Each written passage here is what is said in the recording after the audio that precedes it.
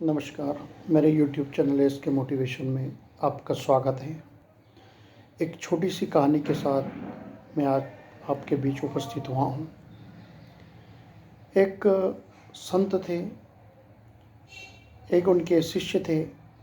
दोनों प्रातःकाल नदी किनारे घूमने निकले।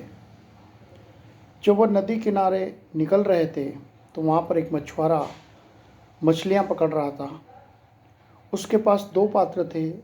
एक पात्र में मछलियाँ थी और एक पात्र में वह केकड़े डालता जा रहा था। जिस पात्र में मछलियाँ थी उस पात्र को उसने ऊपर से ढक रखा था, परंतु जिस पात्र में केकड़े डाल रहा था उसका ढक्कन खुला था।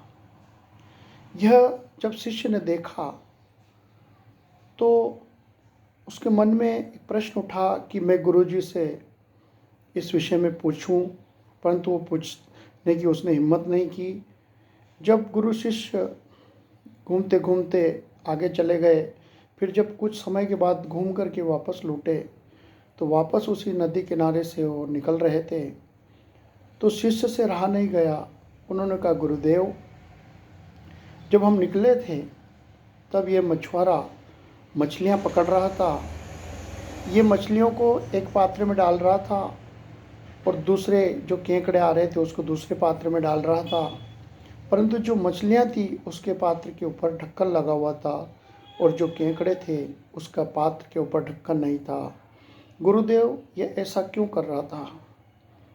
गुरुदेव ने कहा कि जब मछलियाँ पात्र में डाली जाती है तो मछलियाँ उछल करके बाहर गिर जाती है, इसलिए उसके ऊपर ढक्कन लगा हुआ है।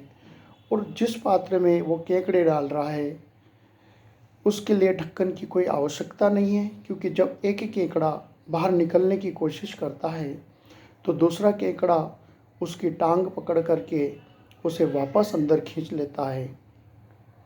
साथियों, इस कहानी से हमें ये शिक्षा मिलती है कि जीवन में यदि कोई आगे बढ़ता है तो हम सबको उसका सहयोग करना चाहिए, सपोर्ट करना चाहिए, न कि उसकी टांग पकड़ करके उसे वापस उसे स्थान पर नहीं लाना चाहिए।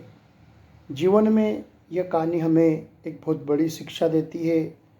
अगली कहानी के साथ मैं फिर आपके साथ हाजिर होऊंगा। धन्यवाद।